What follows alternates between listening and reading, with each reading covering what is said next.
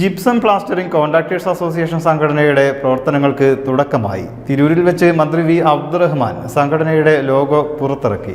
മേഖലയിലെ കോൺട്രാക്ടർമാരുടെ ഉന്നമനവും ക്ഷേമവുമാണ് സംഘടന പ്രധാനമായും ലക്ഷ്യമിടുന്നത്. തിരൂരിൽ വെച്ച് നടന്ന ചടങ്ങിൽ മന്ത്രി വി അബ്ദുറഹ്മാൻ സംഘടനയുടെ ലോഗോ പുറത്തിറക്കി.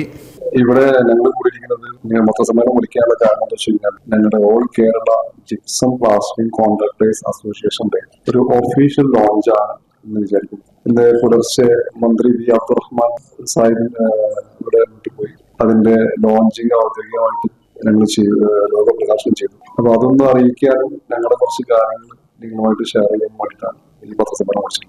ജിപ്സം പ്ലാസ്റ്ററിംഗ് സംഘടന അസോസിയേഷൻ എന്ന് പറയുന്നത് കേരളത്തിലെ നിലവിലുള്ള ജിപ്സം പ്ലാസ്റ്ററിംഗ് ചെയ്യുന്ന കോൺട്രാക്ടേഴ്സുമാരെ ഒത്തൊരുമിച്ചിട്ട് അവരുടെ ക്ഷേമം, അവരുടെ ഭാവിയിൽ അവർ ഫേസ് ചെയ്യാൻ പോകുന്ന നല്ല കാര്യമായാലും ബുദ്ധിമുട്ടുള്ള കാര്യങ്ങളായാലും അതിനു വേണ്ടിയിട്ട് ഒരു ഭാഗവാക്കാവുക എന്ന ഉദ്ദേശമാണ് ഇതിന്റെ അസോസിയേഷന്റെ രൂപപ്പെടാനുള്ള കാരണമുണ്ടായത്. പിന്നെ കസ്റ്റമേഴ്സിന് നല്ല ക്വാളിറ്റിയുള്ള മെറ്റീരിയൽസിലൂടെ സർവീസ് നല്ലതുപോലെ എത്തിക്കുക എന്നുള്ളതാണ്. പിന്നെ നിലവിലുള്ള പ്ലാസ്റ്ററിംഗ് രീതിയെ കുറിച്ച് കമ്പയർ ചെയ്യുകയാണെങ്കിൽ കോസ്റ്റ് കുറവാണ്.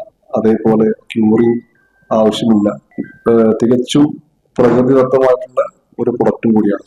അപ്പോ ഇതാണ് ഞങ്ങളുടെ ഇതിലൊരു ബ്രീഫായിട്ടുള്ള കാര്യങ്ങൾ. സംസ്ഥാന പ്രസിഡന്റ് CK രാധാകൃഷ്ണൻ, സംസ്ഥാന സെക്രട്ടറി വിനുരാജ്, മുഹമ്മദ് ഷാഫി, അബ്ദുൽ ജലീൽ, ആബിദ് കോട്ടക്കൽ എന്നിവർ വാർത്താ സമ്മേളനത്തിൽ പങ്കെടുത്തു. News bureau, Tirur. In the heart of Malappuram, with traditions weave seamlessly into modernity, KMT tells a story of unity.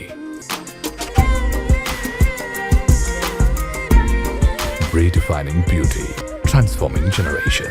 KMT Silks, Perinthalmanna and Kottakkal.